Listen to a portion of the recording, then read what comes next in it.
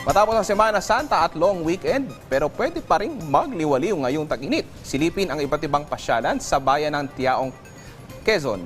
Yan ang ulat ni Bien Manalo. Isa ang St. John the Baptist Parish sa Tiaong, Quezon sa dinarayo ng mga pilgrim tuwing Semana Santa. Ito ang isa sa oldest and longest Catholic Church sa Quezon Province na halos 400 taong gulang na. At noong Biyernes Santo, isinagawa ang prosesyon ng mga santo na unang naganap sa bayan. Pinasyala ng PTV News Team ang Church Museum sa loob ng isang villa.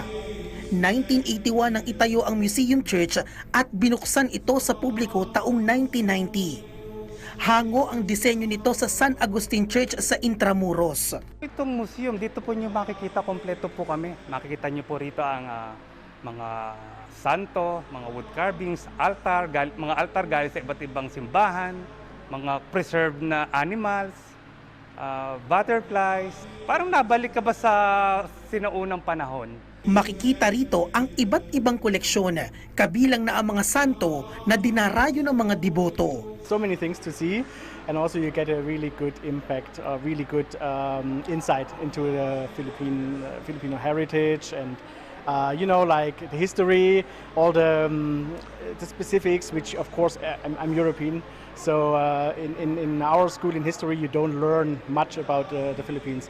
So it was very good to see it firsthand, to be honest. It's good to see it in the museum because outside there was so many things destroyed in the wars.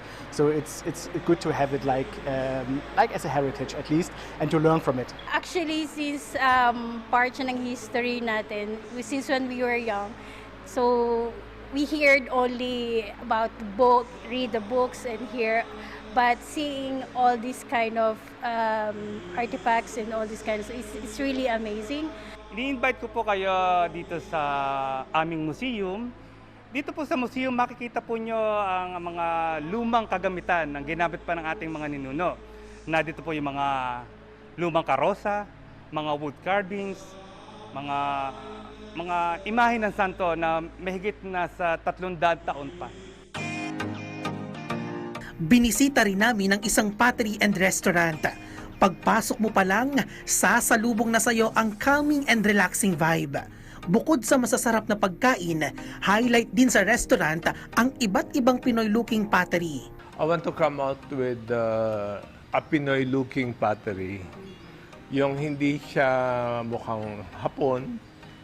Although it's hard to avoid if you make a contemporary piece, nagmumukhang Hapon, but I try to make it Pinoy-looking. Kapagbigay ng maayos na service sa restaurant, at the same time, makakreate pa ng mas maraming art pieces na mapapag-enjoyan ng mga clients. At kung hanap mo naman ay free na nature-friendly na pasyalan, bakit hindi pasyalan ang ipinagmamalaking Ticob Lake ng Tiaong, Quezon?